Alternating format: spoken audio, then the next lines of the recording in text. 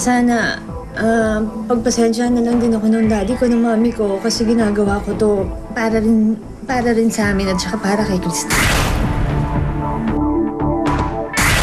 Hindi pa man daw formal na sinasampahan ni Aramina ng kasong libel at grave coercion si Christine Reyes, ay iba raw ang sinasabi nito sa kanyang mga ikinikilos. There was one instance when Christine hurriedly went to their mom's house. After nung dalawa pang previous text na after ko mag-file, tapos siguro nagte-text siya noon habang pupunta siya sa bahay ng mami ko. Nasabi niya alang-alang sa mami, alang-alang sa pamilya natin, tapusin na natin to. Nandun kung gusto mo, lumuod pa ako. After ilang minutes, o 30 minutes, o 15 minutes, o whatever, I found out na iba yung ginagawa niya dun sa text niya. Medyo nagwawala, yung mga ganon. Nagagalit, malaki daw ang inggit ko sa kanya. Pati mami ko, may mga binitawan siyang salita na sasama ng loob ng mami ko. At sa kauna-unahang pagkakataon, sa StarTalk TX lang eksklusibong ipinaubayan ni Ara ang impormasyong ito. Nung nalaman niya na bala kong magpa-interview before ako mag-file, kaya ako nag-decide na mag-file. Sige, mag-ano ka na, mag-ready ka na naman isuot mo sa mga interview mo. Yan naman ang gusto mo di ba? Kasi kailangan mo yan. Dahil okay lang yan, at least para maalala ka pa ng tao. Di ba? Hindi kita maharap kasi busy ako. Samantalang ikaw nandiyan ka lang naman sa bahay, nakanganga sa kama, di ba? Dahil busy daw siya. Kasi syempre hindi naman alam lahat ng tao yung mga binitawan niya salita sa akin. Iyan lang, sample lang yan ng mga binitawan niya sa akin. Ngunit buong kababaan ng loob na inhingi pa rin ang pangunawa ni Ara mula sa kanyang mga magulang ang kanyang naging hakbang laban sa kapatid. Sana, pagpasensya na lang din ako ng daddy ko, ng mami ko, kasi ginagawa ko to para rin sa amin at saka para kay Christine. Sobrang alam ko, hindi...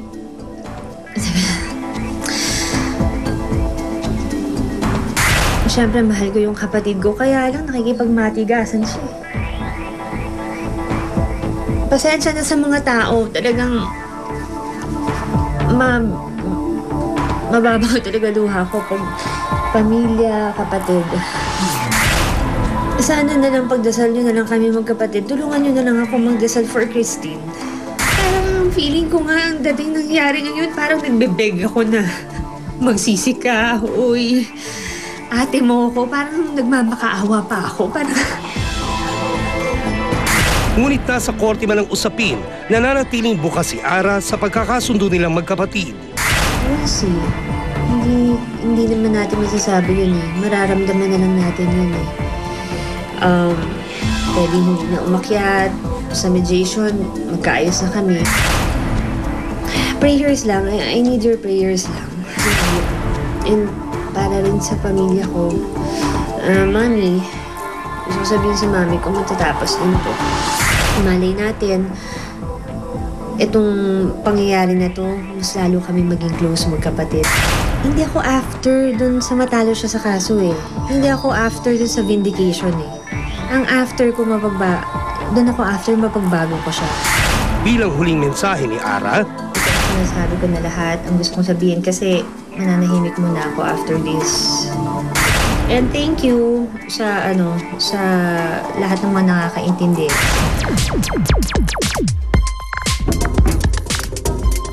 Kawawa naman ako magpapulit.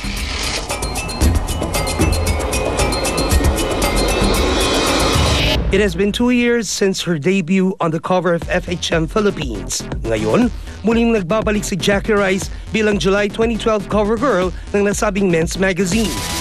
Mas dapat silang bumili ngayon. Mas maganda to. Ibang Jackie Rice naman na makita nila ngayon. Kinabahan ako nung ginawa ko yan. Sobrang, masaya naman yung kinalabasan. Maganda, as in, hindi nyo in-expect. Kasama si Jackie sa katatapos lang na FHM Sexiest Women in the World 2012 poll where she ranked 7 at excited na raw siyang rumampa sa FHM Sexiest Victory Party. Kinakabahan ako sa rampa ng 100 Sexy. Lahat kasi ng mga sexy na artista nandun, syempre. Paano ako mag-stand out dun? Number 1, balita ako, so congrats Sam. Lahat naman ng artista nag-i-aim na number 1. Basta kasama sa 100 Sexiest, big deal na sa akin yun. Mas daring at mas mature na Jackie Rice naman ang napapanood sa GMA Afternoon Prime Series na Kasalanan Ba Ang Ibigin Ka? Challenging daw para kay Jackie ang mapasabak sa ganitong klaseng role.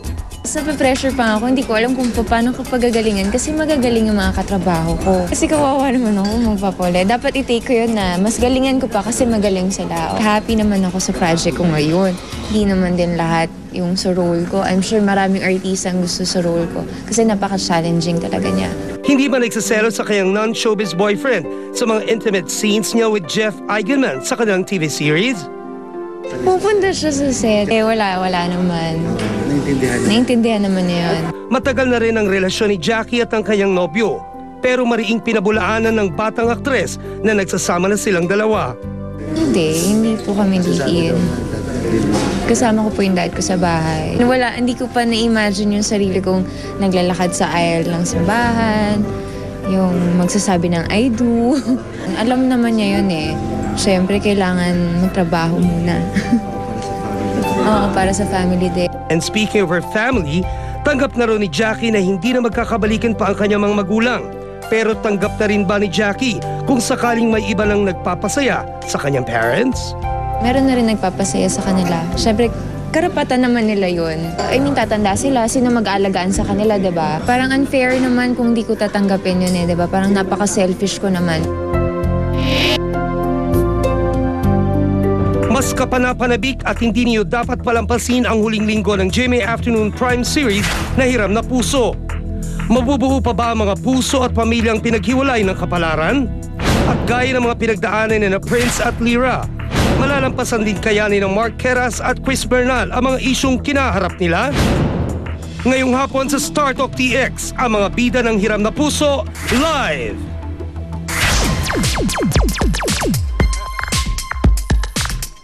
Babalikan ko lang si Jackie Rice. Alam mo yan yung hinulaan na mag-iingat sa apoy. Bakit? Mapa-fried rice. Sa akala ko Bakit may ano. dala mo na yung mga props mo? Baka Ayan, ma-undertime na yan. naman. Chris de la Cruz at Carol nga ng Magic Jelly, Lucky Bamboo. Diba? Dala-dala ko na siya. At ibibigay ko siya. Saan mo nilalagay ito?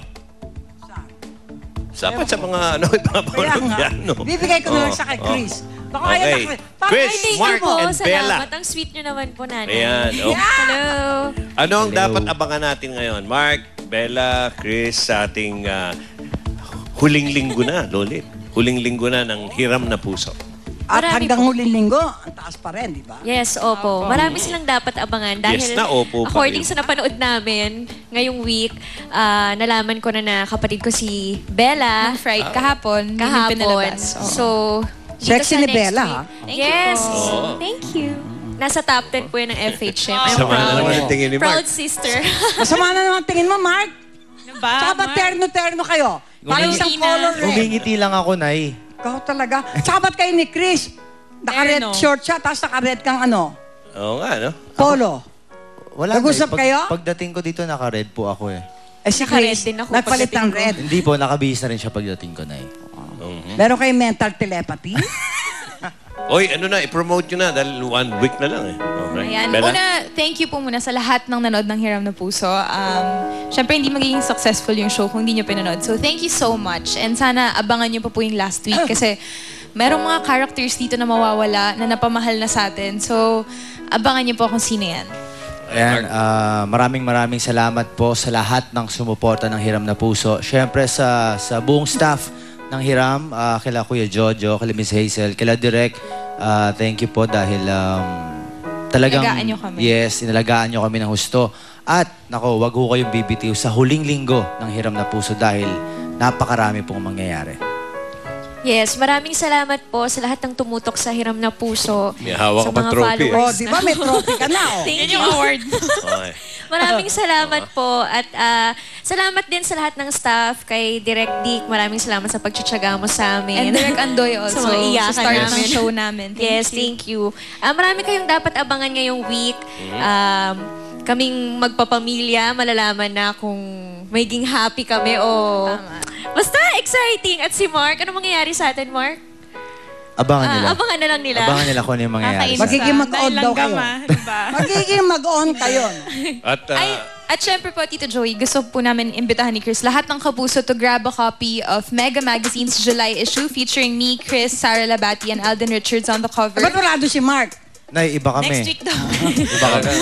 Tsaka, pag tinweet niyo po, please use the hashtag Team GMA on Mega. Ayan. Thank you so Yes. much. Talagang grab, sagpangin nyo. Teka muna, Sagpangin nyo. happy Oh. birthday muna kay Roland Espirito, kay Senny Dique, kay Pinky Tubiano, kay Sheikha Barribilla na Okay, wife ni Mayor Strike Revilla na mahal niya. At sa mother ni Jocelyn na si Loretta Arino. Mga kaibigan, nais ko lang kunin itong pagkakataon na to para sabihan si Lolit na mag-iingat siya. Dahil bukas po, aalis po siya si Lolit at magpapabata. Magpapabata po. Maraming salamat kay Dr. Vicky Bello. Pagbalik po ni Lolit, dalagitan na uhuli. Titingnan natin kung may mangyari pa sa Ganon? pagiging bata. Pwede po At magpasalamat kay Joey din. Santos ng stem cell at kay Joey Santos ng House of Mahabol, oh. Obagi. Dali, Beto.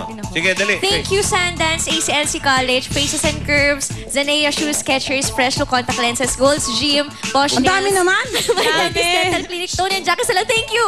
Thank Oo you, nga. Ben. Ayan. Ikaw, Mark. Ako po, thank you sa Bizarre, Dr. Vicky Bello, Bizarre Flawless, Vans, Levi's, at American Si Bullet. Mark talaga favorite ni Nana. Okay, ito yung Oo, Master diba? Siomay. Nais din namin pasalamatan. Walang tuhugan. Okay. Tuhugan? Siomay. Okay. Ah, okay. Fernando's Bake Shop and Lily's Peanut Butter. Si Pinky ng Fernando's Bake Shop. Okay, mga kaibigan, magbabalik pa po ang Start of TX. Oy, Bon Boyage, ah. Hiram na puso. Last week na po. Polo. Hi, Polo.